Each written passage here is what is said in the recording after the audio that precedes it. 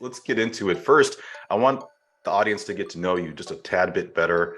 They've already heard the intro and heard your bio, but you have, what is it, 8 books? Remind me of the number. I have a count here for those that are in video. I have You have six right here.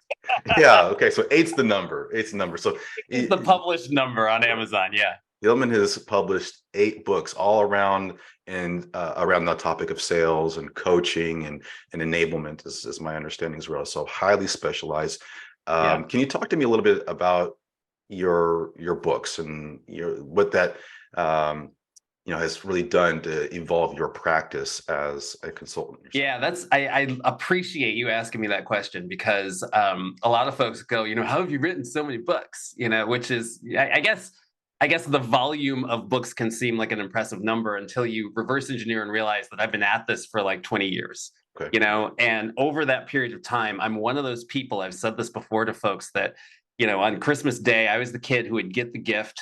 I'd get like the remote controlled car, get like, I don't know, they had this like robotic stuff, whatever it was, Transformers, and I'd play with it for about an hour, but that wasn't my joy. My joy was taking it apart. Right. And trying to figure out how it worked, why certain things moved in certain ways. They seldom came back together. That's a whole other topic. I remember hiding things under my bed, right? My dad would be like, "Where's the remote control car?" "Oh, it's in the room." But they never necessarily, they never came back together in their original form, at least, right?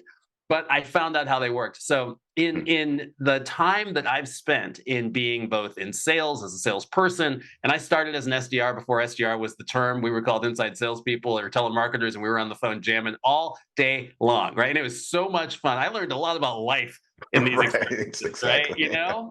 And and then progressing into management, where they promoted me to my Peter principal, that place where I just didn't know what the heck I was doing, but I had been a good salesperson, so that's what you do with good salespeople, you make them managers, right? Right. And then on through the line, and then eventually becoming a consultant. I became a consultant and I became a trainer because I hit the wall, I hit the ceiling of my level of knowledge, where there were things I knew, the 5 levels of learning, right? Where you start with unconscious incompetence, you move all the way to, some level of mastery, right? With unconscious competence. But I was at a place where I knew there were things I didn't know.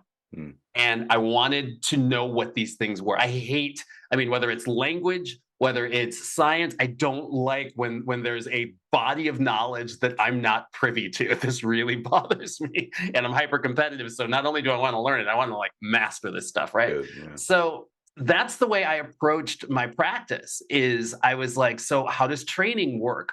How does sales actually work? What's taking place in communication and in a conversation with somebody? And my expectation wasn't that I would learn all this and then teach all of it to someone else. What I wanted to do was take it, distill it, get the things that are most critical for someone to understand that are actually going to move the needle on their performance or their confidence or their impact, Right. And be able to relate those things. So this is a long way of saying that over the course of my career, there have been things that I have experienced either in practice or either in scientific application, such as it exists in psychology in the world that we live in and behavior modification as salespeople, that Corey and I, my business partner, began to see as process that we could relate to other people. And we've got tons of it. We just haven't had time to get to the other stuff. But, of the 8 that we've published, these were the ones that seemed both timely and relevant, and the big heavy lift. Triangle selling, we wrote because we looked at methodologies and we're like, some of these are antiquated. Like some of these things were invented pre-fax machine, much less internet. Like, are you kidding me? Like, and the way that we engage with each other is very different now. And we found that there's a disconnect between what was being taught and what was actually being practiced. And that's why folks are on LinkedIn looking for tips and tricks, and you can't make a career out of tips and tricks. So I wanted to create what I always wanted, what I always hoped had existed for me. And that's where we've slotted in. And I've got a narrow expertise. It goes deep, though, within sales and sales management. Very focused, right? Ratchet Very down. focused. And I know my lane. You won't find me writing tomes on things outside of my proven area of expertise. But yeah, that's where it comes from. Very good. Well, it sounds like you were hyper curious about the areas that you wanted to specialize in, and you were aware of what you didn't know. And I think there's a statistic out there that I read it in a book recently. We're interviewing the guests on the show. I think it's like 25% of people or sales managers are actually as good as they think they are. Meaning that, I would love to know how that study was carried out. right. Yeah, that's pretty good. Yeah.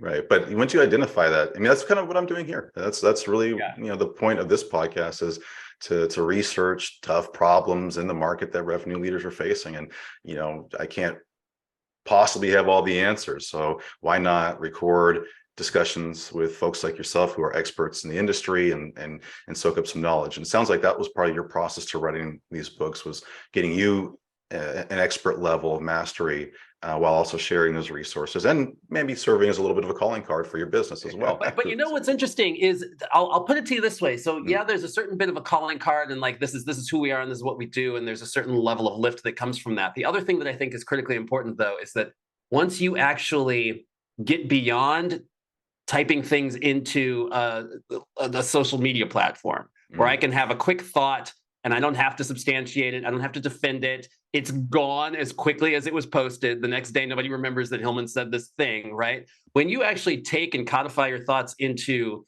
publishing a book, it means, number one, that you should have done some level of research where it's defensible, right? Where you truly feel as though if you're going to stand in front of an audience, or if you're going to make a recommendation to a founder or to a manager or to a leadership team or to an individual salesperson, that you've done the work of being able to substantiate why you're saying this thing, right? And you've put it in a format that is intelligible. It's very hard to take myriad different posts that are online, whether they're blog posts or even shorter stuff, and make sense of how you turn that into a methodology that you can be accountable to. Right. And well, we might delve into this a little bit when we talk about coaching, but you have to have that as a core construct, because you can't hold folks accountable to stuff that you can't spell out. Right. So that was another piece of it, is my own level of accountability to clients, and then us saying, this is who we are as a company. It also, let me tell you, talk about qualify and disqualify. Our first words are like, hey, Derek, great that you want to do business with ClozeLoop. Have you read any of our books? If you haven't, then yeah, it might seem like an impediment to the sales process, but I'm like, hey, here's one you can get through in probably about 2 to 3 hours on your giant multi-million-dollar sales problem. Number one, are you willing to invest that amount of energy in reviewing it? Number two, once you read it, if you think we're crazy, we don't have to talk. If you think there's an application here, then we can have a conversation, and what that conversation is going to be based upon. There's something you said earlier that I don't want to let go, when you talked about the 25%. Say that quote one more time. Is 25% of salespeople think they're better than they are? No, they're as good as they think they are. Meaning 75% aren't as good as they assume that they are. Yeah, exactly. Yeah. So I love, and I'm going to butcher this quote, but paraphrasing something very similar, which is that what we think we know is the biggest impediment to learning. This is why I'm curious, because I know what I think I know ain't right. It's inside of the context of my little brain and my little glasses and my little focus and my microcosmic world. And it might seem right. It's my reality, but there's a whole lot of other reality happening around that I want to venture into, so I can expand that and become a better informed person. Great.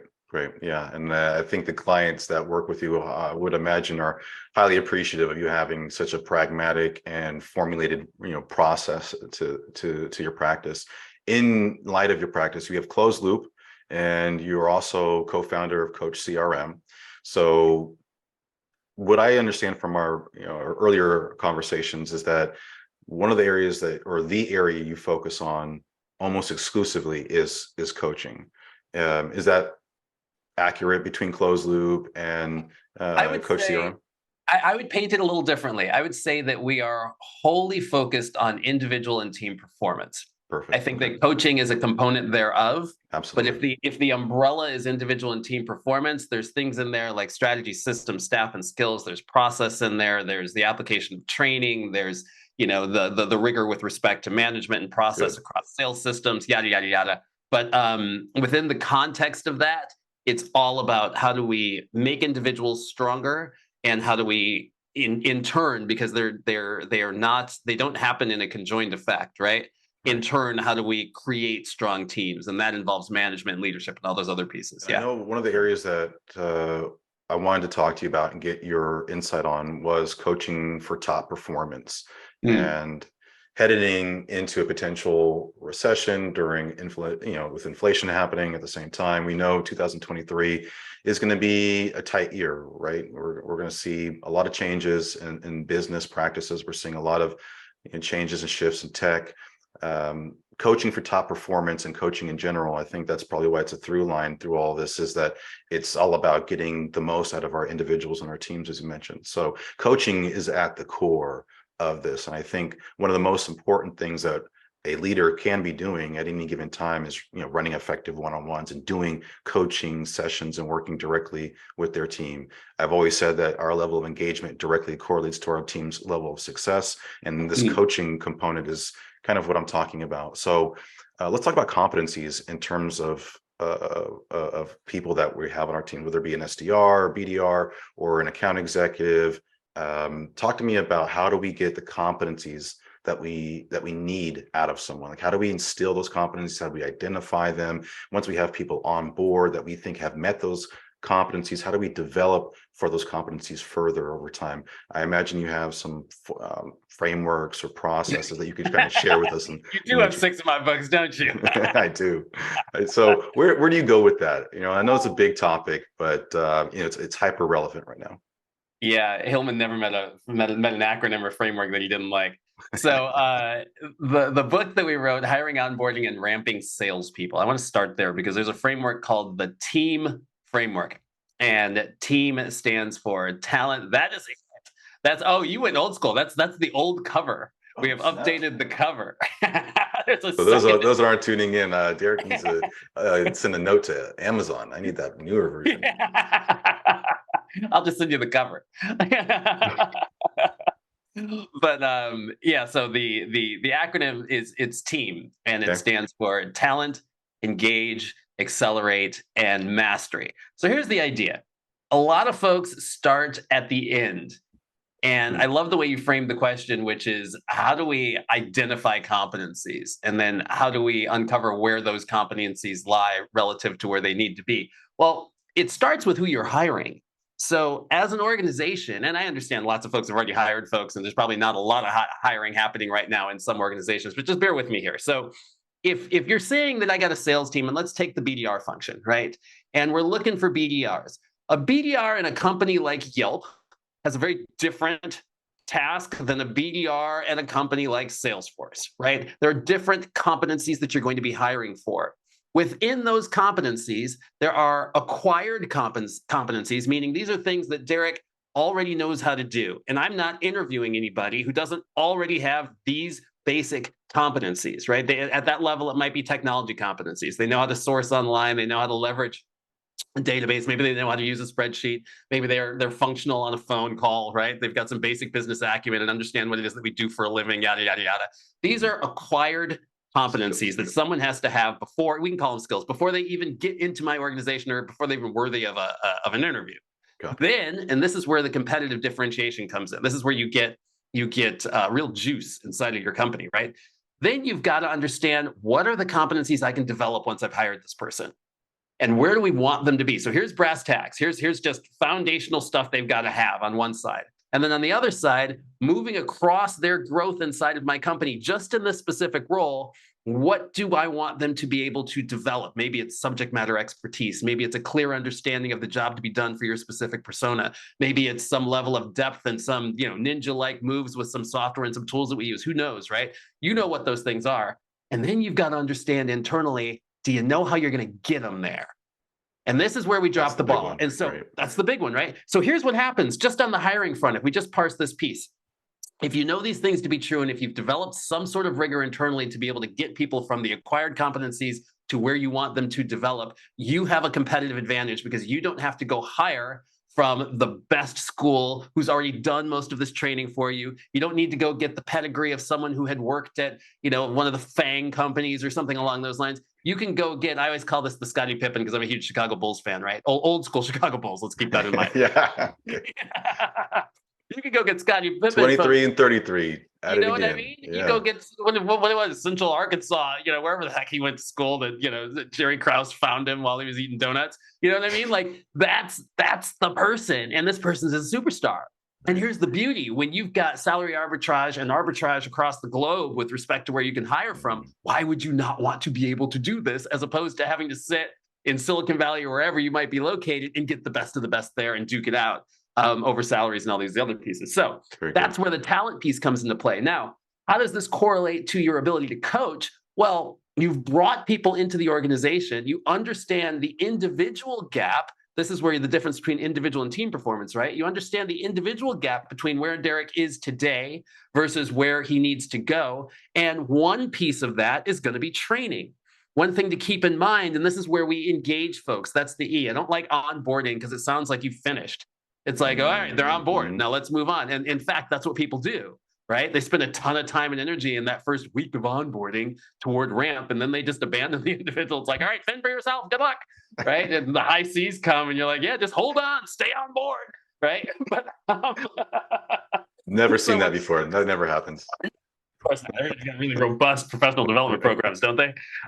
So the idea there being you engage them, get them rolling, right? And then you move to the A, which is like, how do you accelerate? And so that Okay. acceleration becomes a combination of training, which is the development of skills, and coaching, which is the refinement of those skills and the utilization of those things in practice. One thing that's critical here is you cannot coach someone on something that they haven't been trained to do. If you've never taught me how to make an omelet, how are you going to coach me up on how to do it? I'm over there cracking eggs. I'm like beating it too hard. I'm moving it around too much. The fire's too high. Who knows? Gosh, I'm getting hungry.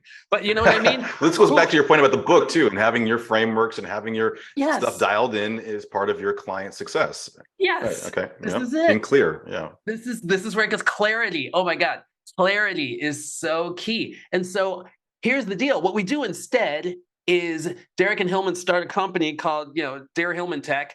And we got to go hire some folks. And so we go to like Indeed or LinkedIn Navigator and we go scrape somebody else's BDR post. We do a find and replace on the company name. We post it and we get Pretty what we much. Yeah. right. Yeah. Yeah. So you get what you put out. You know what I Yeah. mean?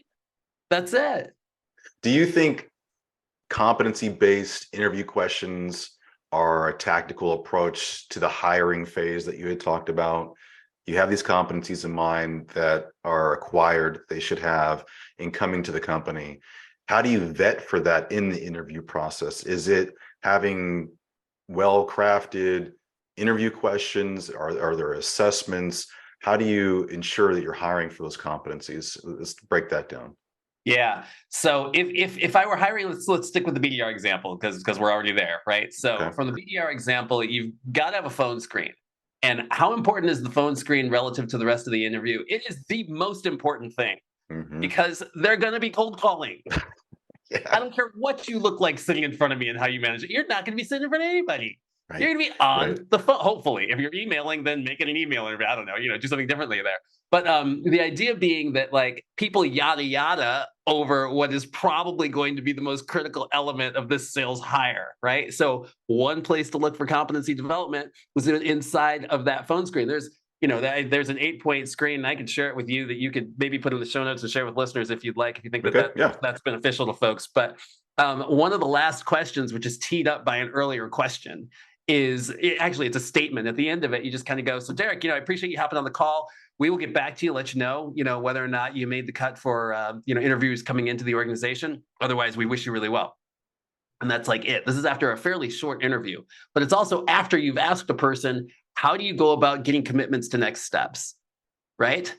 Now, this comes two Love that questions layup. later. Hmm. 2 questions later. Hmm. And what do you think 80% of people do once they're faced with their own job prospect telling them, all right, we'll get back to you. See you. Bye.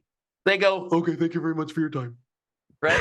What do you do with the rest of those folks, though? Right. Right. Say, well, Hilmon, can I ask a quick question? Yeah, how did I do? Do you have any concerns about it? Well, then you open up the whole conversation because you got a good one, right? Absolutely. But it's a way that you vet for the competencies real existence in practice versus someone saying to you, well, absolutely, I asked for the close.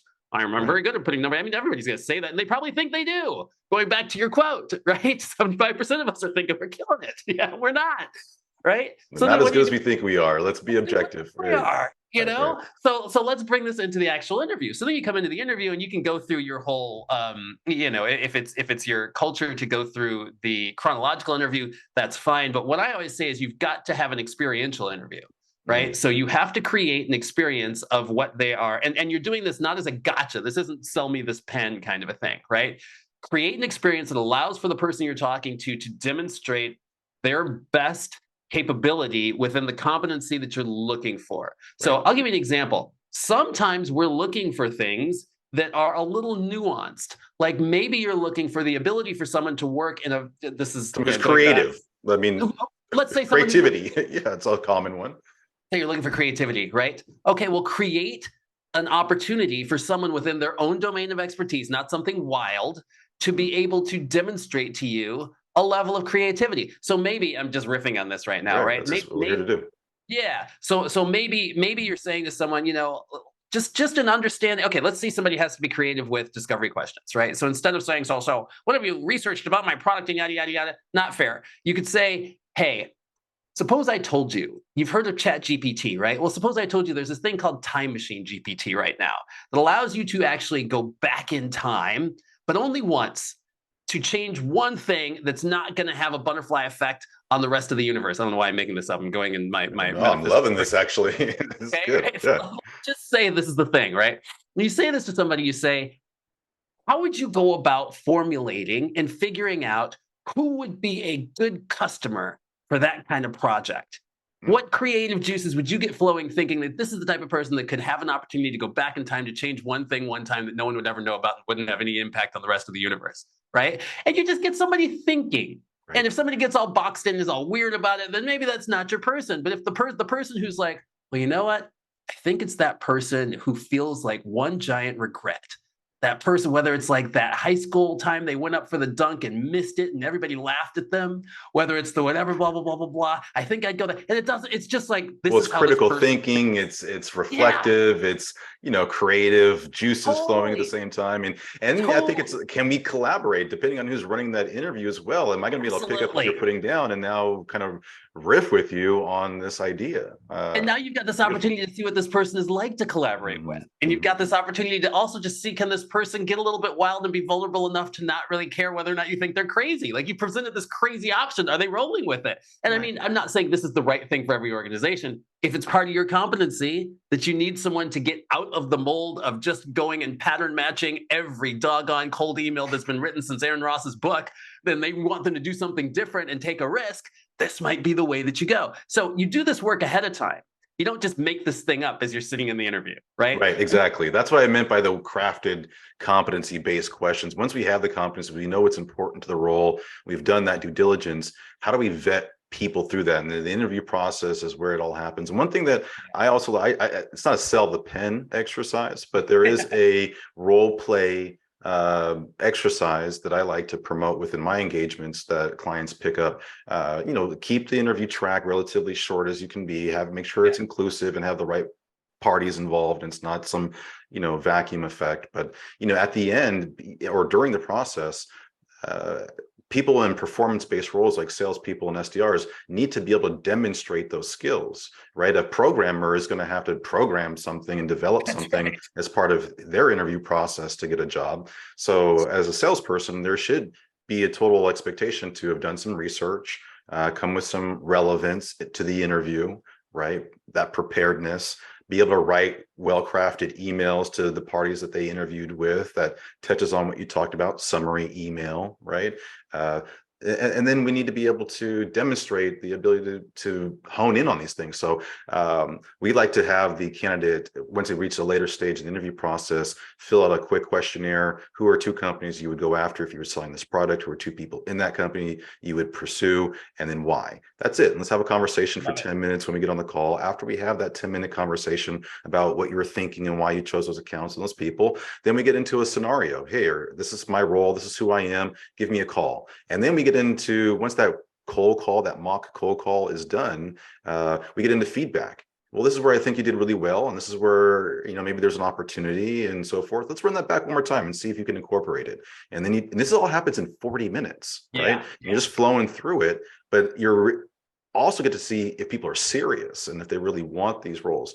Now, I know there's a lot of critical thinking around, you shouldn't be add too much friction into your interview process because people have other opportunities and people, but if a candidate really is serious about getting into a certain industry or SDR roles specifically, a lot of people are trying to get into tech sales and they're trying to, so they need to kind of prove that. So anyways, I think these skill-based, competency-based interview tracks are really where it starts. But let me transition on you to the go Can I just forward. check something Yeah, really go, important? please. Because you touched on something that is so important that I'm champing at the bit to be able to add, which is, you said that you do this in 45 minutes and that you provide feedback and you say, let's go again.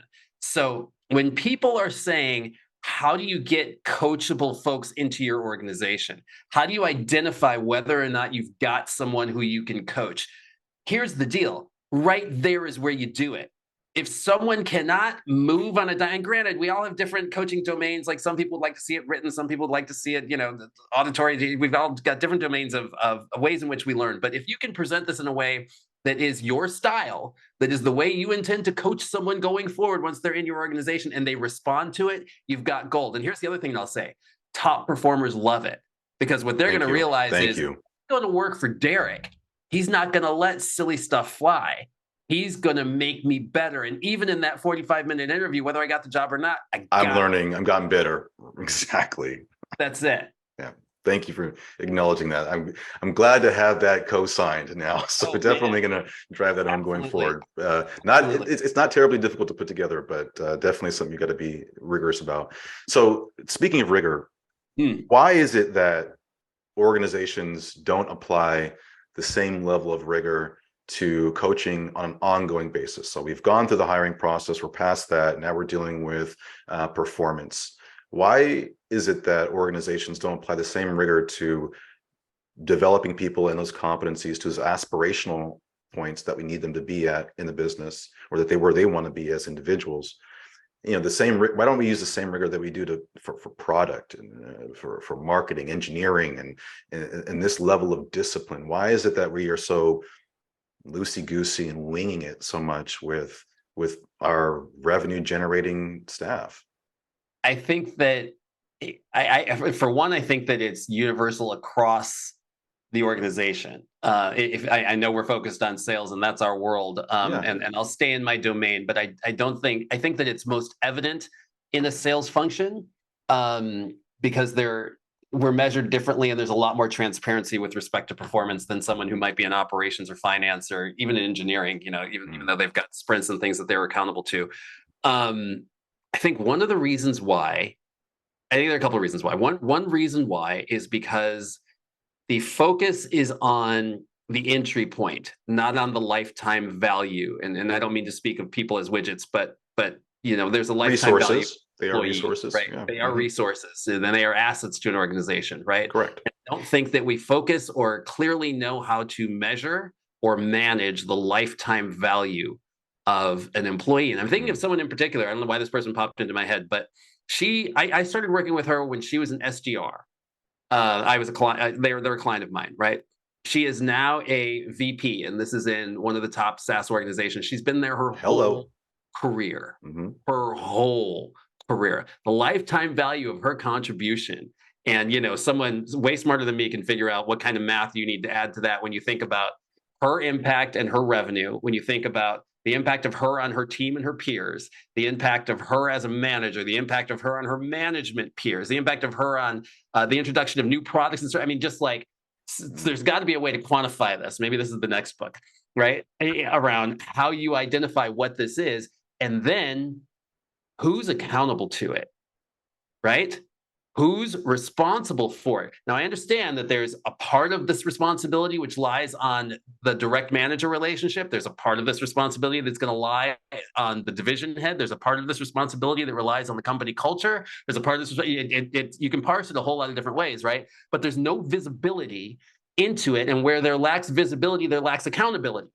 Right? So I think one reason that there's less rigor in most organizations is we don't understand how to, and we don't understand why to, right? If I don't understand why I'm supposed to be coaching Derek, other than the fact that like it's good management practice, I guess, and oh, he's an athlete and he likes to have some feedback. Oh, wait, he's also well, you're not this, you're not a Gen Z, but like let's say he's a Gen Z, and that's how you keep him in. Again, all that just sounds like lip service and narrative, and it's all just this esoteric, subjective stuff, right? But Right. once you get to a point where you can correlate my coaching activity to both the impact on Derek and the value that that has for the organization, now I'm invested. So this is what we're trying to do with Coach CRM. When we get deeper into the analytics, when we get deeper into where we're going in unveiling the black box that is coaching in a way that isn't punitive and is instead providing counter incentives, whether it's the individual contributor, the frontline manager, or someone in a leadership position to be able to support the frontline manager, or even just have visibility into what they're doing so that you can see where the organization is going with respect to performance improvement. That's what's critical. That's why we're building Coach CRM. It's not just a tool for managers and coaches to have conversation. It's a tool for this robust means to create continuous performance and to have visibility therein. No, and for those that are tuned in, Coach CRM is a phenomenal tool. I've had a chance to play with it myself. I haven't had a chance to utilize it in my coaching yet. I anticipate doing that. But definitely it fills a lot of the gaps that a lot of us who are active in this process are engaged. If you're coaching on a regular basis, everything that's missing in your process or you're doing manually has a very streamlined interface, and it plugs right into your CRM. So a quick plug for Coach CRM there. Do you think there's a lack of the lack of principles, or the lack of consistent principles, are a reason why we lack rigor around sales and SDR development? What I mean by that is, and I shouldn't be explaining my question after I've asked it, breaking my own rule.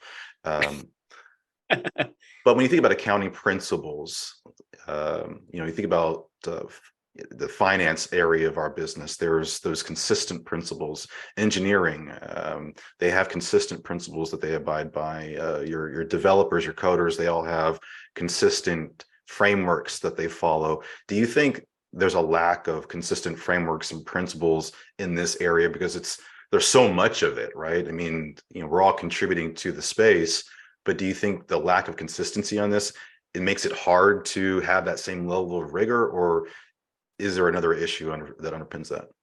I think that the lack of consistency inside of a company is Period. what's critical, right? And you just did it. You have a certain level of rigor with respect to how you run your podcast and the way you ask questions. And because you have frameworks and rigor with respect to what you did, there's something that you caught that you just said, this isn't the way I want to do that, because you've trained yourself on somehow, you've educated yourself on a certain level of something, you've trained yourself on something you're now holding yourself accountable to, and it's easy for you to self-coach, right? This is actually where we want to go. When I talk about this, when I'm working with companies, I'm always saying, like, look, this coaching should not be this arduous task that every manager has to do, and you got to show up with all these great ideas. No, you want folks to learn how to self-govern and how to self-coach and what the guidelines are, and then you check in and continue to polish the diamond as it goes. That's what you want to do, right? You look at like pro coaches. The point is, once you've gotten on the field and you're in a professional sport, you've been coached so much that you know how to self-govern. You know what you got to do. And now somebody's telling you something from an external perspective that you might not be able to see, and you know how to pivot on a dime with that. But you can't do it without the rigor of methodology or system. We could parse what those two terms mean in sales, right? Because they go in different directions, right? True. System, process, methodology, whatever you want to call it. You can't do it without that. So here's what happens. You get an organization that has a sales person who became a sales manager, and where they were working before, they used something like BANT, right? And so that's what they know. They're comfortable with it. And we're always, we don't like change a whole lot. If it got us there, we're like, let's keep riding that thing till the wheels fall off, right? And then maybe somebody comes in and introduces something new, and they learn a little bit about a medic thing, and now they get medic. Oh, but they also heard the Challenger book was a good book, so they read that. They've kind of like, to the extent that they can, they've injected some things there. And, oh wow, now Jolt is out. That's a thing that I should be fine. Now you got this whole hodgepodge of junk. Frankenstein, right? And it moves and walks like there's nothing sophisticated about it. There's nothing agile about it. Nobody knows what wakes it up and what puts it down.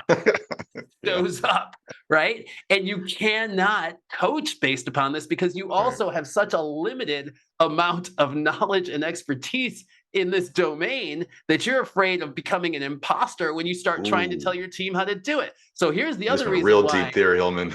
Right? So Right. here's the other reason why these frontline managers who've been recently promoted, first-time managers, don't coach. One is because you gave them the promotion, basically saying because you were a superstar salesperson. So Sarah, now you're a manager, right? Not because I believe in your ability to develop people, People. not because I believe in your any of this other stuff, right? So what am I going to default to? You Oh, close deals well, so you have to salesperson. be able to manage people well. I mean, That's that's a it. So given. I'm gonna put on my Superman or Superwoman vest at the end of every quarter and close some deals for people because that's why you put me here, right? You've also given them no system. So you got all people doing all this other kind of stuff. And this is where managers need to be systemic, right? And I don't care if you find the Frankenstein to be something that you can piece together to work for you, fine, to the extent that you can articulate it to the person who has unconscious incompetence. They don't even know that there's a thing out there that they should be doing, getting them to a level where they're actually able to apply this in their workflow consistently and where they can say, oh, I shouldn't be doing that thing I just did right now. Let me unwind that and go back in a different direction. If they can't, and if you can't hold them accountable to that thing, hey, I taught you this, Derek, and you're doing it anyway, what's going on here? Is there something going on? Is it a head game thing that like you just get intimidated when this other thing happens? Or is it an activity thing that you haven't practiced it enough? Or is it a skill thing that you just don't understand what we're doing? Help me so we can figure out what this thing Or you is, just right? checked out. Yeah. Yeah. Yeah, Mhm. right? Like that's just it. So all of these things are like scaffolding. You can't start at the top, right? You've got to build these things up and incrementally allow people to have exposure. And the other piece here is you've got to create an opportunity for coaching goes both ways. A lot of times I think we look at Mm. coaching as being punitive, right? Right. It's Right. always like, how do we fix behavior? How do we get this person to do something differently? How do we get this to change? Yada, yada, yada. How do we become this nag? And one thing that I've always said is you coach the player, not the play, right? Especially in sales. It ain't about getting into your call recording and me listening to 5 hours of your call recording and telling you how you're starting things wrong in every single one of these conversations. I need to coach the player. What's going on with you? Where we can just get you a one-to-many kind of a relationship where you realize that this is going to have a significant impact on all of your conversations if you just understand how important it is to ask pain questions, right? Like, I don't need to go in there and listen to every call. You need to go in Interesting. there and listen to every call. Great Right. tool for you. And this is what I used to do back in those days when I was in a call center telemarketing. I'd listen to myself and I hated it. My manager wasn't over there listening to well, they would tune in every now and then, but they weren't listening to hours of Hilmon and conversation and writing me notes about what I should and shouldn't say. It was my job because I had a construct that I was supposed to follow, Right. right? So when we're able to do this and when we each hop into our role and responsibility, and we've got tools tools that we can use to apply to each of these activities, that's when you start seeing lift. And that's also when you start making this fun. But sorry, last point here was just that folks can start coaching based upon rewarding the things you want to see more of. You know, if Positive reinforcement. positive reinforcement, one of the easiest ways out of that imposter syndrome, here's the beauty of being a salesperson. Here's the beauty of coaching sales is that coaching is really discovery. It's not about telling people what to do. That's training, right? It's about using the same tools of discovery that you used when you were talking to prospects. Say that one more time for those that didn't catch that. That was definitely one that we're gonna capture. Coaching is what? Coaching is discovery. Hmm. All the tools that you use for uncovering pain, for active listening, for establishing rapport, for all these other things, these are the very same things that you're using in coaching conversations. When you are telling, you're training. And training is important too, don't get me wrong. But when I start telling you how to do something, I'm training you on how to do something. Coaching is a process of inquiry that helps someone to arrive at their own conclusions, because based upon your own conclusions is the only place that you're going to have behavior change, not through me telling you what to do. Capturing that as well. Well, let me transition on you because you touched on something earlier that I thought was really important, and I know we're running out of time, but accountability is one of those areas that's near and dear. And you were talking about having that conversation with the player through, part of our coaching responsibilities is to, identify when we're not doing well or when something in the construct of our responsibilities isn't going well, right? So if I give you an example, say a top performing rep, hitting the number quarter over quarter, is hitting the number, but not performing well with the team, right? Sort of maybe on the toxic side of things, late to meetings, not participating in meetings, not engaged with peers, unresponsive to their SDR, kind of a prima donna, if you will, and or a maverick. And you have a culture of inclusivity, and you have a culture of partnership, and these sorts of things that are important to your credo. How do you coach to that? Right. We all know the coaching, like you said, is a lot of times punitive. When someone's not performing well to the number, you got to get into the calls and the emails and what you're doing in day to day and how you're making enough calls and all of that. But there's other sides of this that can, be difficult. So I think the reason I asked is I want to know if you think accountability is under attack. Is it hard to hold people accountable in today's climate with a ton of warm and fuzzies that surround us? There's right there, we're all very mindful, right, of our mindfulness and the balance that we need to have between work and personal lives. And right, I think there's a certain expectation that employees have a lot of times, particularly among certain generations, of how they should be managed. And right, there's this, HR business partners aren't always making it easy either. They're coming in over the top on our frontline managers and making sure they're holding them accountable to what I would refer to as some of the warm and fuzzies, and making it hard. And in some terms, in some circles, we're saying we're cutting the hands off of our managers to deal with tough issues that are systemic in our business, that are people oriented. How does a manager approach these tough coaching conversations in today's climate using the scenario that I gave you?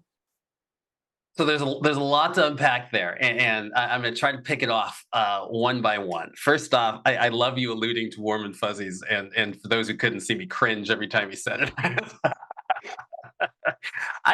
You know what? I think that folks who have worked for me when I was a CRO and when I've led sales teams, and even folks that I've done some interim work with, would find that warm and fuzzy is not what describes me. But certainly accommodating and creating a space that is a conduit, a fertile ground for high performing people to be individuals. I am not a fan of creating a homogenous team. I don't think everybody wants warm and fuzzy. I don't even think everybody's interpretation of warm and fuzzy is the same. I don't believe in this concept of servant leadership. I think that leadership is inherently in service to the people who you are following, but you have to grab the reins and you need to demonstrate some level of authority and freaking lead. Yeah, I think it's a great way for you to abdicate responsibility and just kind of do this democratization of et cetera, which just, if you want to be mediocre, that's fine. But you asked me about high performing teams, right? Exactly. So here's what I think is most important. As someone who aspires to or is running a high performing culture, you have to understand who you are, what you can tolerate. There are people who can tolerate someone coming into a meeting late, being a little bit flippant about stuff, and killing it out on the proverbial sales floor. I know we all kind of work from home in different places and hybrids these days, right? There are people who can tolerate that, and that's not an attack or affront on their authority. And they get it done, and their ability to tolerate it and minimize it can actually impact the rest of the team in a way where it's like, oh, it's just Hilmon. Yeah, he's quirky, he does his thing, right? That's something that can happen. That's something that can be, as long as this person is not antagonistic, as long as this person is not impinging upon anyone else's ability to be successful or to feel as though they have a safe space to do their work, it can be totally fine. I think that we blow things out of proportion because it's a little different, because it's not comfortable, but everybody is freaking different. So get used to it, right? The other thing is, out of the gate, level set on expectations. This is the way we run our team. I had this glass office in one of my last VP of sales roles. I had this a glass conference room. And I'm a stickler for time. Don't waste my time. I try to be as on time as possible. And if I'm not, something tragic has happened to me and you can bet on it, right? And so I set the tone out of the gate. Look, our meetings start and end in half an hour. The reason is we all have things to do and the meeting is not the important thing. The information that we need to discuss here is, and we're all going to be respectful of that. If you're not here at the time the meeting starts, the door's going to be locked. right? It takes one time for someone walking up to that glass conference room where everybody's sitting inside getting stuff done, yanking on the door, and it's locked and not getting in, for them to not show up to the next one. And I'm not saying this as bravado. I'm saying this is a Hilmon thing. It pisses me off when you're not on time for something that I'm here But this for. is what I mean. That person Right? could very well run to the HR department or someone Yeah. and say, I'm not being included, poor me, and You got to set the tone in the beginning. right. It can't be a surprise, because then they're right. They're fair. You didn't tell me that I couldn't be late. But when you There you go. told me Okay. on the day I was hired that there are very minimal expectations, and here are the 4, and here's how I jam, and here's what does not work for me, Right. then you just, I mean, here's the biggest thing. I think that if we spent more time and effort, less time and effort on this tactical stuff and on the systems and the software and the reports and this, that, and the other, and more time invested in helping people who move into management understand behavior and understand communication, then they are able to articulate this thing. You stay out of that world of Cartman's triangle where I feel victimized because Derek didn't show up on time. He's never on time. I mean, well, Derek's just never on time. He's never on time since he was 7 years old. Why is he going to be on time now that he's 40? Like, Derek is regularly on time, just to be clear. You know what I mean? Not Derek with 2 R's, the Derek with the R and the E. Yeah, the other one.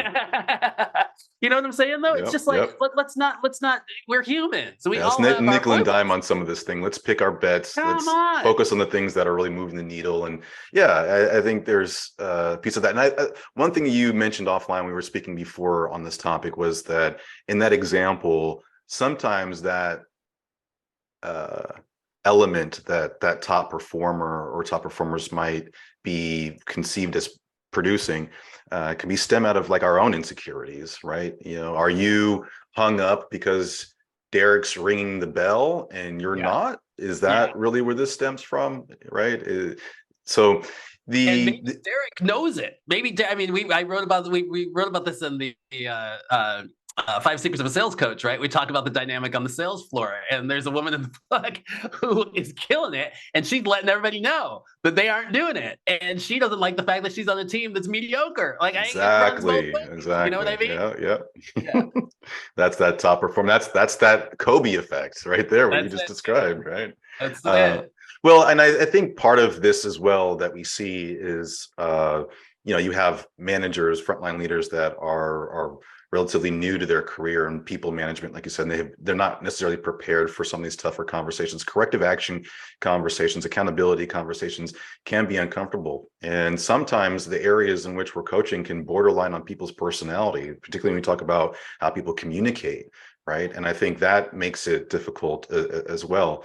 So, an area that I think is important, just as we kind of wrap up, is how we support our managers, right? And providing that level of enablement the same way that we do for our frontline, because you see it everywhere you go, where there's an investment, where there's a mindfulness of enabling the front line.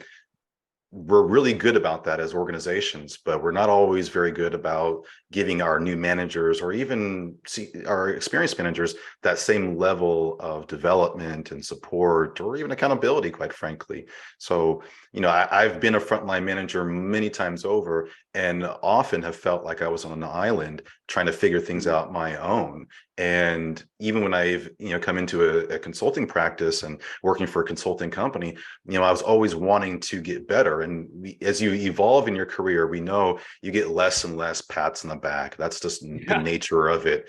But it's not that we're necessarily looking for sometimes for these frontline managers. It's what you're exactly talking about. And I think that's one of the reasons we wanted to start this pod, is because there are folks that maybe aren't philosophically bought into the idea of bringing external parties in to their organization to help develop their people.